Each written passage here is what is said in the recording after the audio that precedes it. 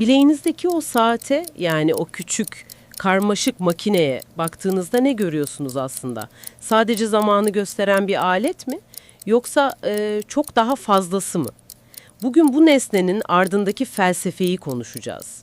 Onun nasıl bir tür canlı varlık olduğunu, sizinle nasıl neredeyse kişisel bir ilişki kurduğunu masaya yatıracağız. Bu gerçekten de kilit bir ayrım. Çünkü pille çalışan, hani o kuvarts bir saatle mekanik bir saat arasında dünyalar kadar fark var. Evet, Biri zamanı size söyler, diğeri ise zamanı sizinle birlikte yaşar. çok güzel bir ayrım bu. Yani birinin içinde bir çip, diğerinin içinde ise adeta atan bir kalp var. Sizinle, yani kullanıcısıyla simbiyotik bir ilişki kuruyor. Ortak yaşam yani. Aynen öyle, ortak yaşam. Bu sohbette bu küçük makinenin sizinle nasıl nefes aldığına, nasıl yaşadığına ve en sonunda sizinle nasıl öldüğüne bakacağız. O zaman bu sadece zamanı ölçmekle ilgili değil. Değil, zamanı deneyimlemekle ilgili bir şey. Yani dijital bir ekran düşünün, o soğuk, anlık değişen rakamlar. Hı hı. Bir de o saniye ibresinin kadran üzerindeki kesintisiz,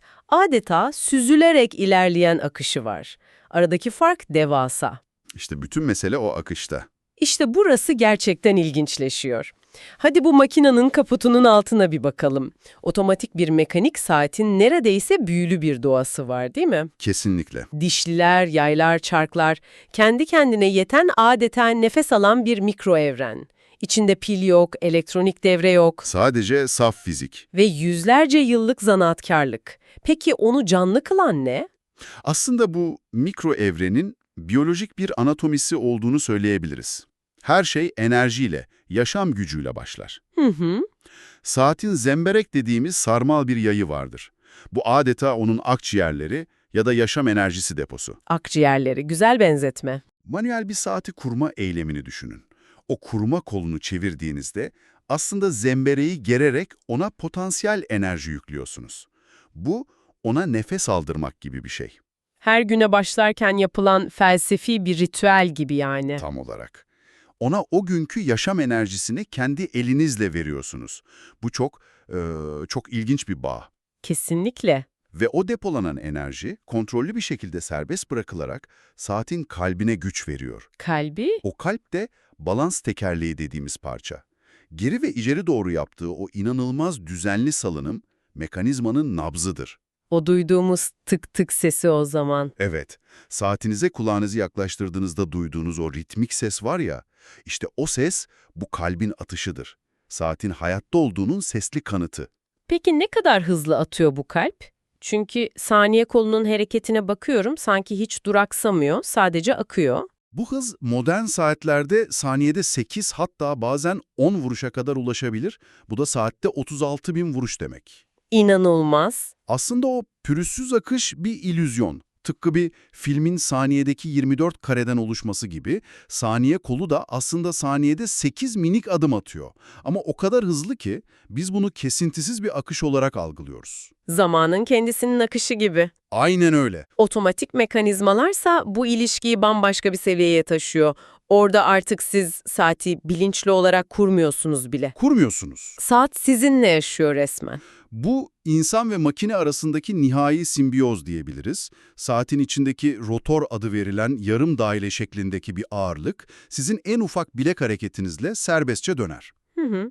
Siz yürüdükçe, kahve fincanınızı kaldırırken, yani siz yaşadıkça o rotor döner ve zembereği yani saatin akciğerlerini sürekli dolu tutar. Yani saat benim yaşam enerjimden besleniyor. Sizin kinetik yaşam enerjinizden besleniyor, evet. Bir dakika, burada bir duralım. Bu yaşam enerjisi ve simbiyoz kulağa çok şiirsel geliyor. Evet. Ama günün sonunda bu sadece fizik değil mi? Yani kolumu sallıyorum, bir ağırlık dönüyor ve bir yayı geriyor. Buna ortak yaşam demek biraz fazla romantik bir bakış açısı değil mi? Elbette temelinde fizik kanunları var, bu doğru. Ama simbiyoz kelimesini kullanmamızın sebebi şu, bu ilişkinin tek taraflı olmaması ve benzersizliği. Nasıl yani? Şöyle, bir araba siz olmadan çalışmaz ama sizin yaşam enerjinize doğrudan bağlı değildir, yakıta bağlıdır. Doğru. Bir telefon şarja bağlıdır ama otomatik saat sizin varoluşunuzdan, sizin hareketlerinizden, sizin hayatta oluşunuzdan doğrudan güç alıyor. Anladım. Siz hareket ettikçe o yaşar, siz onu bir kenara bıraktığınızda güç rezervi tükenince o da bir süre sonra uykuya dalar. Yani benim bir uzantım gibi ne bu kadar bütünleşmesi zamanı nasıl algıladığımızı da etkiliyor olmalı. Kesinlikle. Yani zaman nedir? Saat 7 mi yoksa kahvaltı zamanı mı? Bu makine bize hangisini hatırlatıyor? İşte tam bu noktada felsefenin alanına giriyoruz. Fransız filozof Henri Bergson tam da bu ayrım üzerinde durur. Bergson. Bergson, saatin ölçtüğü bu mekanik, parçalara ayrılmış zamanı sert bir şekilde eleştirir. Ona göre bu, 07-012 gibi rakamlarla ifade edilen niceliksel, uzamsallaştırılmış bir zamandır. Yani sanki zamanı bir cetvel üzerindeki noktalar gibi düşünüyoruz. Dışsal bir şey. Aynen öyle. Ama gerçekte zamanı böyle yaşamıyoruz. Asla. 1 saatlik bir dişçi randevusu, 1 saatlik keyifli bir sohbetten çok daha uzun gelir. Değil mi? Rakamlar aynı. Ama deneyim tamamen farklı. Asla aynı değil. Bergson'a göre asıl zaman, bilincimizde kesintisiz bir akış halinde olan süredir.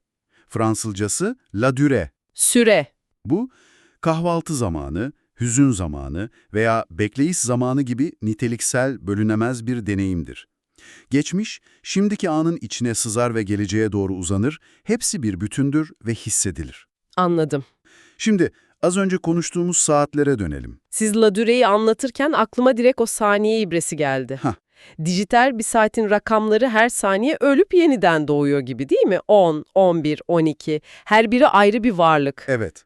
Ama mekanik saatte o ibre hiç durmuyor, sadece süzülüyor. Sanki Bergson'un bahsettiği o zaman nehrini gözümüzle görüyoruz. Mükemmel bir benzetme.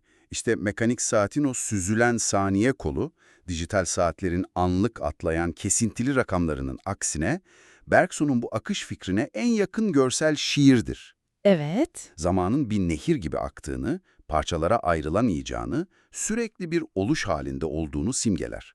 Size sadece saat kaç diye bağırmaz, zamanın kendisinin geçişini, o akışı hissettirir. Ve bu felsefi fikrin bizim kültürümüzdeki en derin, en edebi yansımalarından birini de Ahmet Hamdi Tanpınar'da buluyoruz. Tabii ki, Özellikle de o başyapıtı Saatleri Ayarlama Enstitüsü'nde. kesinlikle. Tanpınar Bergson'dan derinden etkilenmiş bir yazar.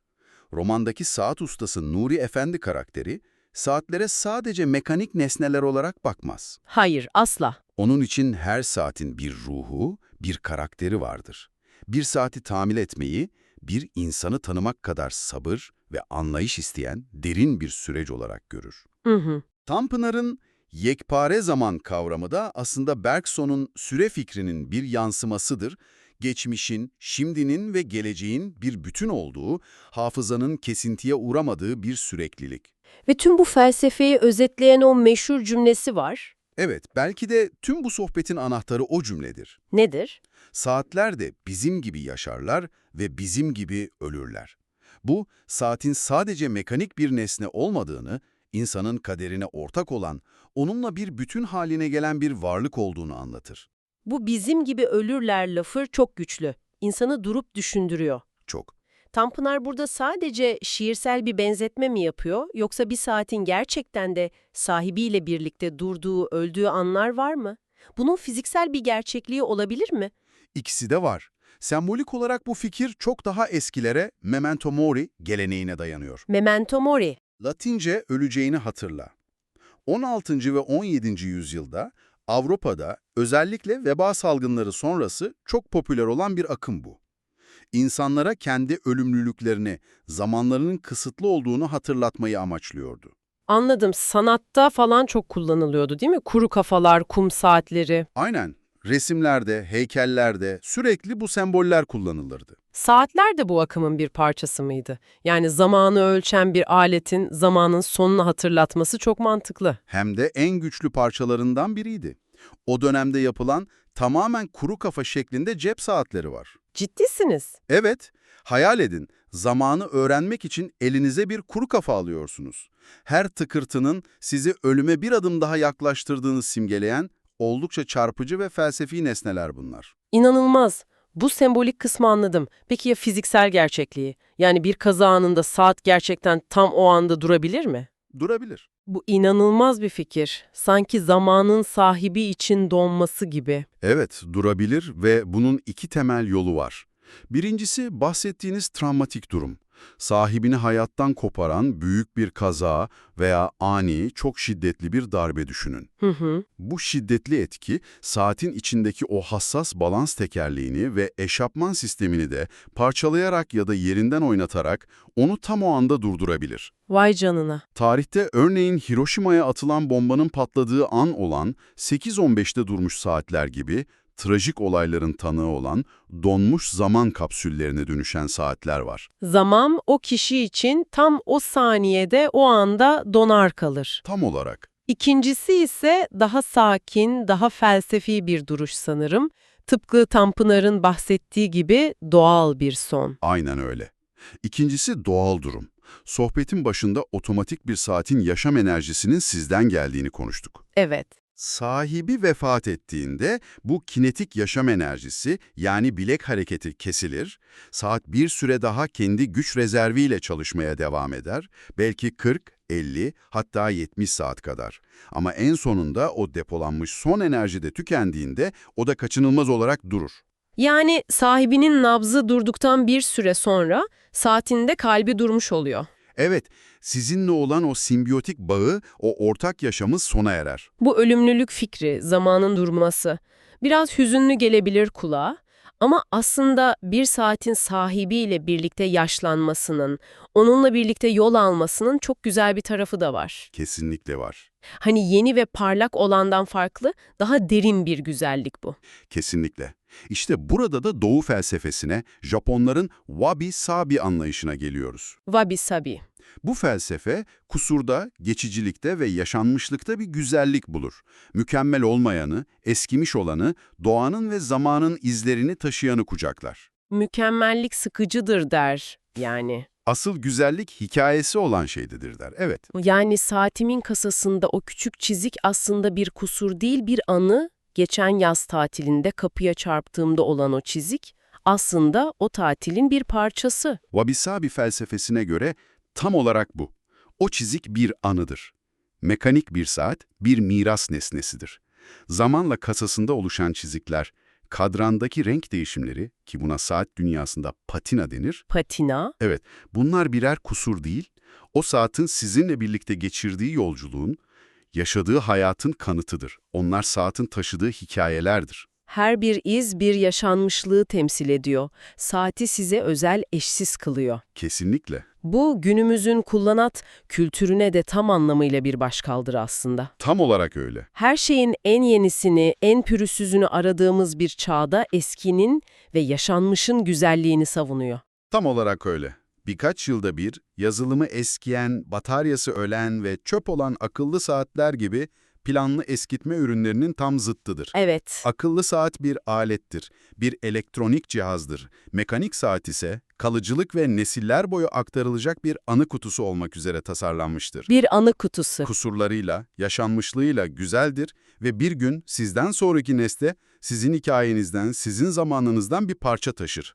Bir dedenin saatini takmak sadece zamanı öğrenmek değil, onun bileğinde geçirdiği zamanı da kendi bileğinde hissetmektir. O halde toparlayacak olursak, mekanik bir saat sadece zamanı gösteren bir aletten çok daha fazlası, Çok daha fazlası. kendi kalp atışı olan, sizin yaşam enerjinizle beslenen, zamanın akışkan doğası üzerine düşünmemizi sağlayan ve yaşanmışlıkların izlerini bir madalya gibi gururla taşıyan felsefi bir yoldaş. Kesinlikle. O hem ölümlülüğümüzü hatırlatan bir memento mori, hem de yaşanmış bir hayatın güzelliğini ve kusurlarını kutlayan bir wabi-sabi nesnesidir. Yüzlerce yıllık zanaatkarlığa, sizin hayatınıza ve sizden sonra o saati takacak olanlara kurulmuş canlı bir köprüdür. O zaman bu sohbeti dinleyen size şu soruyu bırakalım.